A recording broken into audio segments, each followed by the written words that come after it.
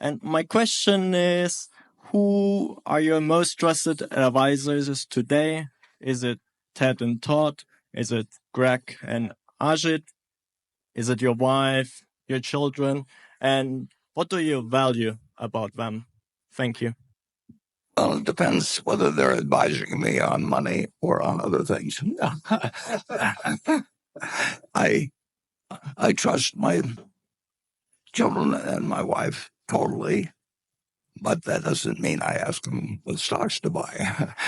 the uh, but the no, I was in terms of managing money.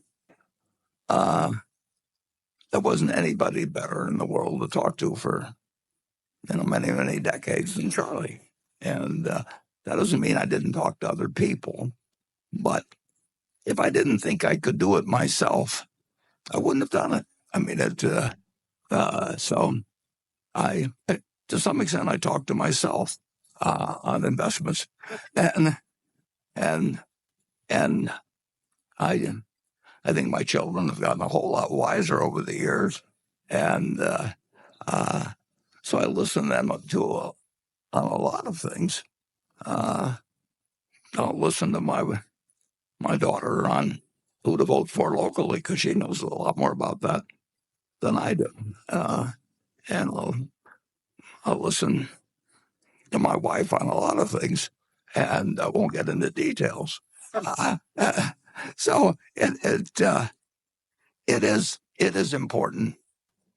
If you don't live a life where you surround yourself and limit yourself to people you trust, it won't be much fun. I mean, I literally have been in the position ever since I was in my 20s of being able to have people I trusted around me, and I've made mistakes occasionally, but they filter out over time. You learn, and uh, when I found Charlie, for example, in all kinds of matters, not just investment, uh, you know, I knew I'd have somebody that uh, well, I'll put it this way. You can think about this. Charlie, in all the years we worked together, not only never once lied to me ever, but he didn't even shape things so that he told half lies or quarter lies to sort of stack the deck in the direction he wanted to go. He absolutely he considered it total of utmost importance that he never lied. Now that occasionally got him in trouble at dinner parties or something. If he said to the woman, "I really prefer the way you used to do your hair, or the way that somebody over across the room does it." I mean, he was, but in terms of having a partner, I simply cannot think of a conversation I ever had with Charlie that in the least he misled me or shaped it his way or anything of the sort. So when you get that in your life, uh, you cherish those people and you sort of forget about the rest. My name is Andrew Nickus, and I'm wondering if you had one more day with Charlie, what would you do with him?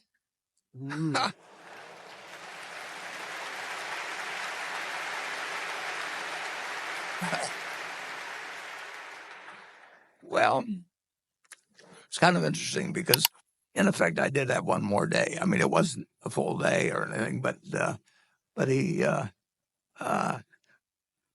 we always lived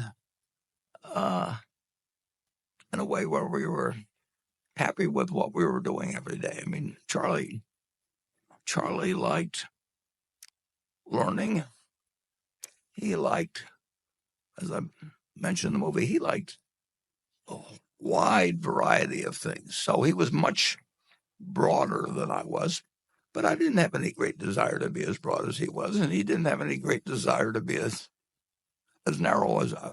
But we had a lot of fun doing anything, and we played golf together, we played tennis together, we did everything together, and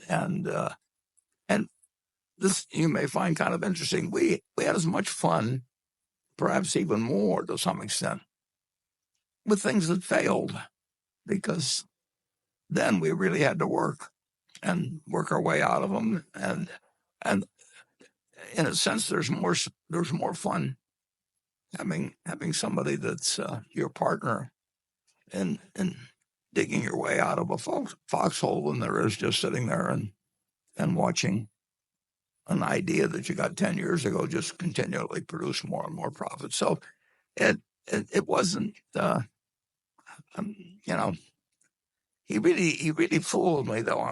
He went to 99.9 years. I mean, if you had picked two guys, you know, he publicly said he never did a day of exercise except where it was required when he was in the Army. So he never did a day of voluntary exercise. He never thought about what he ate. You know,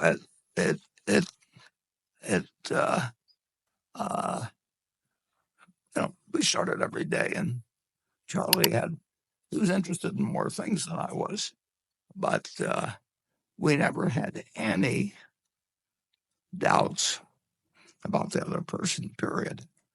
And so if I'd had another day with him, we'd probably done the same thing we were doing the earlier days, and we wouldn't have wanted another. We only had one day.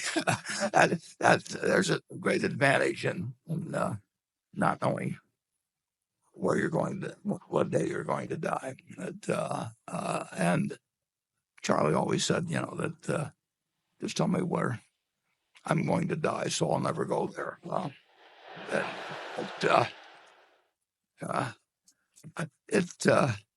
truth is, you know, he went everywhere with his mind, and therefore he was not only interested in the world at 99, but the world was interested in him. It's remarkable. You know,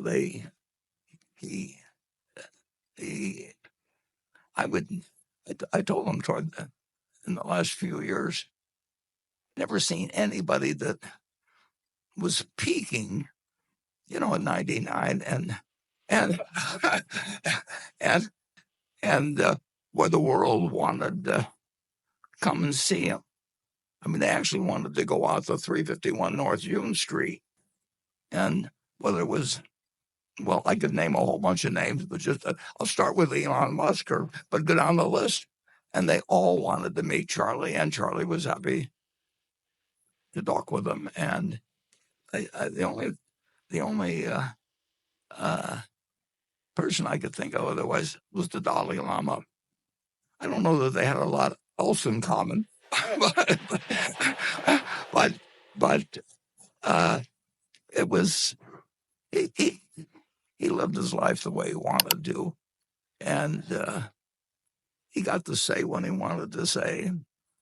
He, like I, loved having a podium, and again, I can't remember any time that he was mad at me or I was mad at him. It just didn't happen. And calling him was fun back when long distance rates were high, and we didn't talk as often as the years in recent years as we used to be on daily for long periods, and we did keep learning, and we liked learning together. You know, we tended to be a little smarter because as the years went by, because we had mistakes and we had other things where we learned something, and the fact that he and I were on the same wavelength in that respect meant that the world was still a very interesting place to us when he got to be 99 and I got to be 93. So I don't have a perfect answer for you there, but I can tell you the ingredients that would go into. Sometimes people would say to me or Charlie at one of these meetings, you know, if you could only have lunch with one person that lived over the last 2,000 or so years, who would you want to have it with? Charlie says, I've already met all of them, because he read all the books. I mean, and he eliminated all the trouble of going to restaurants to meet him or anything like that. He just went through a book, and he met Ben Franklin, and he really he was remarkable. He said he really had no one else to meet because he'd read all their stuff, and he liked Ben Franklin's stuff better than he liked mine. But with Ben Franklin, he just had to read about it. He didn't have to go have lunch with him or anything of the sort. It's an interesting question. What you should probably ask yourself is that who do you feel that you'd want to start spending the last day of your life with, and then figure out a way to start meeting her tomorrow, and meet them as often as you can. Because why wait till the last day? And don't bother with the others.